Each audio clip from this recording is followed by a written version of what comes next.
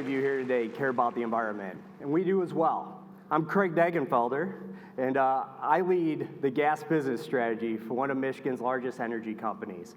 And although this is my day job, personally, my wife and I, her sitting in the back row over there and rolling her eyes, we have 4 children, and our oldest son recently got married and is expecting his first child, our first grandchild.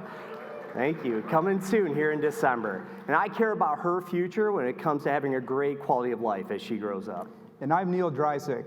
I help lead the decarbonization portion of our strategy that includes biofuels. And I too care about future generations like my 3 children. And when we think about the responsibility that we have working together, it's both of our commitment, personally and professionally, to leave this planet better than we found it. For my future granddaughter, Neal's children, and everybody here today. So we ask ourselves daily how to best deliver energy to Michigan that is safe, reliable, affordable, and is cleaner for the environment. And we perform decarbonization modeling that suggests that when comparing the different regions of the United States to the colder climate of the Midwest, and specifically Michigan, there are different energy challenges that our state faces in this colder climate. Even though there are more renewable power plants like solar and wind being built, there will be a limit to the amount that can be installed here in Michigan. And electric vehicles, while awesome, are only part of the decarbonization story too, and that's okay. Michigan has a lot of opportunities. We can capture and store a lot of different fuels underground, and there are many different technologies that can provide both electrons from the electric grid and molecules from the gas pipelines to provide the necessary energy for homes, businesses, and factories, while also helping Michigan meet its very important 2050 net zero carbon goal. So what are biofuels?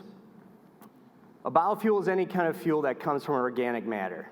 The easiest biofuel to understand is wood, but there are other cleaner biofuels, some liquid like biodiesel and ethanol from corn, and some gaseous called biogas that can come from waste. Now, these biofuels can be used for electric power, for vehicles and planes, heating homes and businesses, and powering factories. One of the most unique emerging biofuels here in Michigan is biogas from waste. Now, that waste can come from wastewater, landfills, food waste, agricultural waste, and animal waste. And they're all here in Michigan now and ready for all of us to use as fuel. In fact, there is enough bio-waste in Michigan to produce enough biogas to fill Ford Field, shown here on the left, 400 times a year. Now, we're both Lions fans, all right? So please know that we are no way comparing the Lions' recent football playing this season to the smell of biogas. We're not. It's just a simple comparison, the magnitude of biogas available in Michigan that can fill their big stadium many times over. That's right, Craig. That is a lot of biogas. In fact, a dairy cow poops over 100 pounds of manure per day. Now, when I first heard that, I said to myself, I have got to see what happens to all this waste. So like any other curious person, I went to visit a dairy farm. The picture on the right is exactly what I saw. A pipe that carried all this manure to a large open pit where it literally baked in the sun. Organic waste like this decomposes naturally. It releases methane to the atmosphere.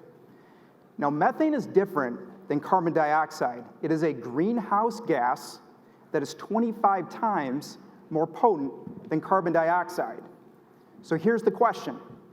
How much greenhouse gas is emitted each year from the 100 plus dairy farms in Michigan? 3 million tons. That is enough gas to blanket the entire city of Detroit, 15 feet high. But what if we could capture this gas and purify it? Could we then not use it in our pipelines for home heating or electricity? Yes, purified methane from organic waste is called renewable natural gas, or RNG, because chemically it is the same as fossil natural gas. For this reason, biofuels are true forms of renewable energy, because I have to tell you, animals aren't going to stop pooping, and society is not going to stop getting rid of waste.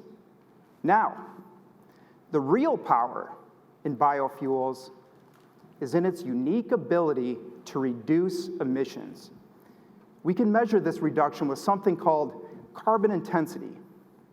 Carbon intensity adds all the emissions of a fuel's life, including its production, its transport, and combustion, and compares that against its energy content. Here are the average carbon intensities by fuel type, with biofuels shown in green. When a fuel has a negative score, it's considered carbon negative, meaning it pulls more emissions out of the atmosphere than it emits throughout its entire life. The high bar on the left shows the carbon intensity of producing electricity in the Midwest. This means that producing electricity, when a light switch is flipped on in Michigan, emits 300% more carbon than a dairy-based biofuel that can be used to generate the same electricity. So why biofuels? In the decarbonization modeling that we performed, we ran multiple scenarios to balance reliability, affordability, and reduce carbon emissions to help Michigan achieve its 2050 net zero goal. The three primary scenarios shown here on the bottom were electrification, which is using more electric vehicles and electric source technologies for heating, clean gas, which is using more cleaner molecules like biofuels and hydrogen, and a balanced approach, which utilizes both electrification and cleaner gasification. And this slide shows what the different percentages of fuels in the midst of the pipeline composition in Michigan could look like in 2050. And in all scenarios, you can see here, fossil fuels and natural gas still play a role, but also the need for biofuels and for hydrogen to help meet Michigan's 2050 net zero goal and support the energy requirements of the future. And Craig, as we look into that future, some of the most difficult processes to decarbonize involve high heat. Think industries like steel, shown here on the left. These are difficult because they require so much energy. But the exciting part is that only a fraction of this energy needs to be replaced with a carbon-negative biofuel to achieve zero carbon. So what does this mean for us here, today? When you drive down the road and see a landfill, think energy. When you see a cow, a pig, or even a chicken, think carbon-negative energy. This renewable natural gas project on the right by Consumers Energy is just one real example of producing carbon-negative energy from cow manure. That's right, Neal. When we think about what matters most and an action for us all, right, from an environmental justice standpoint, and as a society, we need to be committed and inclusive to ensure we bring everyone along in this decarbonization journey. And we're sure that everyone here wants to leave this planet better than we all found it. So like wind and solar power and electric vehicles, biofuels is just another one of the many innovative technologies that we can all start using today to ensure a cleaner planet for our future generations. Thank you.